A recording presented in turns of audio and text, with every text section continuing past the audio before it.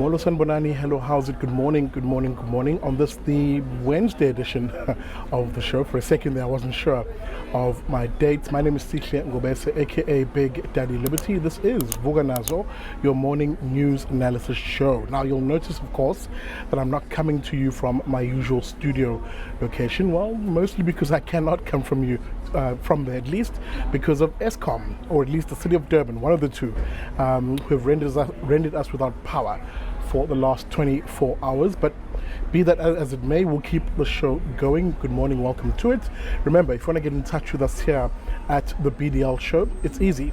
Find us on our website at www.bigdaddyliberty.com. As I said, I'm not in my studio location. Things will be a bit noisy, but I'm sure you can hear me just fine. And with that being said, enough of the jibber jabber. Let's get straight into the news. Right, we begin here this morning on the north coast of KwaZulu-Natal, indeed in the Umhlathuze municipality. That's, of course, Richards Bay, which, as you'll know, is heavily contested right now between the IFP and the ANC. Ward 12, of course, will be a by-election today being held. In fact, voting is likely, at the time of speaking, at the time of this video, will be well underway. As I said, the campaigning ahead of this particular ward by-election has been insanely fierce, with both the ANC and the IFP vying for this particular seat. Now, the interesting thing, of course, comes out of the ANC's revelations, or the ANC's accusations against a One Gift of the Givers. Yes, that organization, which does fantastic NGO work around the country. The ANC's Begi Mtolo, that's the regional leadership of the ANC here, accusing the organization of political bias. This after the NGO was handing out food parcels in the area, presumably at the same time as an IFP event. Now, in response to this, the head of this particular organization, a Dr.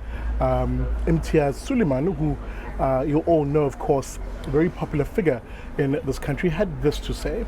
Sooliman didn't mince his words, saying that his organization was a political gift of the givers. He's quoted as saying, has an apolitical stance, assisting communities in various parts of the country, irrespective of the political party, the mayor, or councillors as to where they belong to.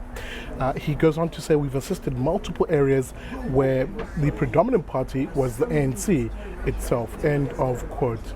Of course, he's absolutely correct. This is the same gift of the givers that has been drilling boreholes, for example, in the Midlands municipality where the DA is in governance, the same municipality that's been doing work assisting ANC-run municipalities in Eqebecha, for example, in drilling for water, and other municipalities across the country. It sort of rings hollow for the ANC to complain about this particular incident, but of course they will, because for them, the desperation to cling onto power, the desperation to claw back municipalities that they lost in the last local government elections is becoming palpably clear. Again, as I conclude this particular section, I'll say this. The Umhlathuze municipality in particular is one where, and that's Richards Bay, the city, is one where the IFP itself has come out to say the amount of graft and corruption that it has had to begin to clean up from the previous administration, which was an ANC one, will leave your mind boggling. Now, again, as to whether Gift of the Givers was giving out these food parcels around the same time as the IFP was campaigning is neither here nor there. The issue in this country is the poverty. The very fact that organizations like Gift of the Givers exist in the first place should see the ANC shut the F up when it comes to any criticism against them. And why? Because, well, the rampant poverty that Gift of the Givers is responding to is directly correlated to the failed policies of the government in this country, the very policies that create the poverty that organizations like Gift of the Givers are responding to. So the ANC, in this particular regard, whether it wants to win back Umhlathuze or not, is relevant. It needs to shut the F up when it comes to issues of poverty, because if it's going to point any finger at Gift of the Givers, it needs to know that four are pointing right back at them. All right, from KZN, I take you now to the Free State, indeed the small town of Jagersfontein, which, as you'll know, has literally almost like a, in a biblical sense, had a flood ransack the town and destroy as many as 60 to 100 homes in that part of the world. And what makes it worse is this flood, of course, comes from a particular dam that was operated by a mine in the area. The dam itself not holding necessarily fresh water, but a rather toxic slurry of sorts of the after effects of mining activity. Now, the minister, Mantashe, the latest, of course, is the Minister of Minerals in this country, Mantashe, set to make an appearance in the town of Jagersfontein, with the piece in the EWN explaining his visit, proposed visit, as follows. The minister, of course, is expected to meet the victims of Sunday's ordeal and hear firsthand the traumatic experience they've been going through since losing their homes on Sunday. On Monday, the Kopano local municipality, that's the municipality that runs Jagersfontein, told Eyewitness News that it estimated that between, as I said, 60 and 100 homes were flooded when a mine dam cracked, opening and flooding the area, end of quote. Now, of course, the appearance of the mining minister in this town is neither here nor there. It does really nothing to aid the people of this particular town, who are devastated, of course, by the effects of the dam wall breaking and that toxic slurry rushing through their town. Indeed, even the president's promise of there being quote-unquote government assistance on the way should be taken with a pinch of salt. Taken from us here in KZN after the floods for reference in that regard. But here's the real issue for me in this particular story. We have a situation where the very state of the country, insofar as our inability to maintain infrastructure, is coming back to haunt us, it's coming back to bite us in the bum. There will be a blame game that is played on this particular issue of the minister pointing fingers at the at the company that ran the mine, probably pointing fingers back at government and so forth. But all of this is irrelevant insofar as there are residents right now of that small town who are reeling, who are suffering and need urgent help.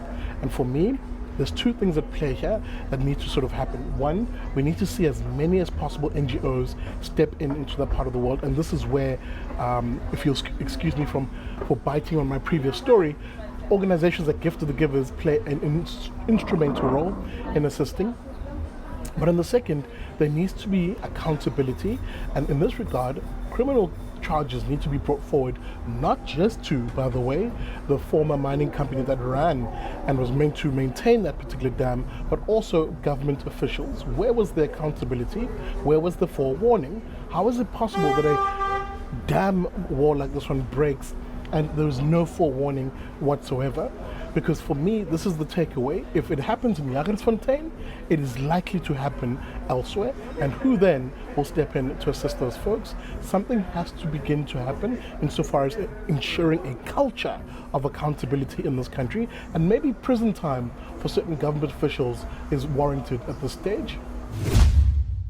All right, I take you to Cape Town now, where an interesting piece of information, some data has come out.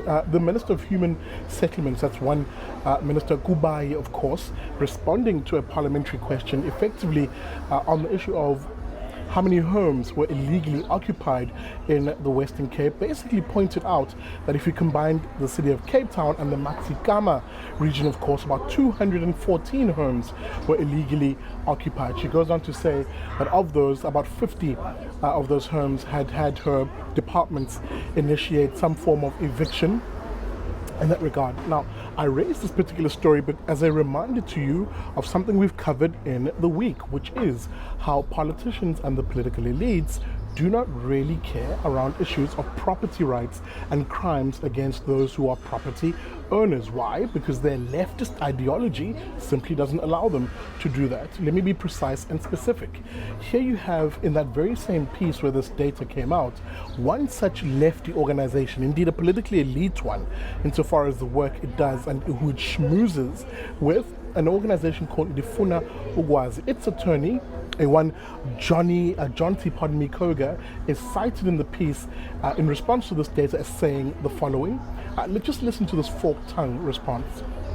Ndifuna Ukwazi attorney John T. Koga said that land occupation was not right, but the government was equally wrong to criminalize desperate people who wanted housing. He said the increase in land occupation was a consequence of the government's failure to deliver housing at scale and redress the, quote, toxic legacy of apartheid spatial planning, end quote.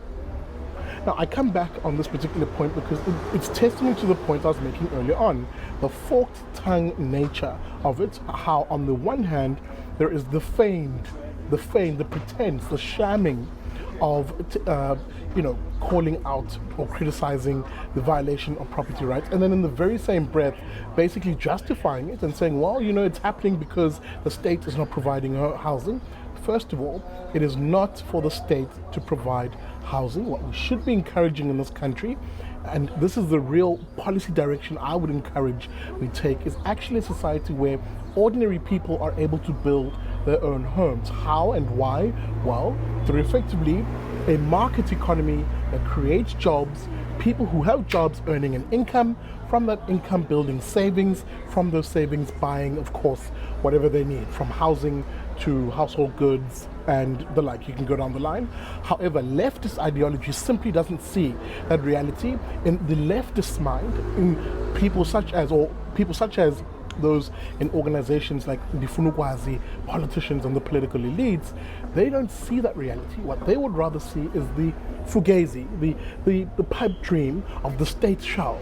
Remember what I said in the previous episode? Any politician, any political elitist who comes to you and says the state should or the state shall is simply selling you a pipe dream. It is snake oil that they're peddling.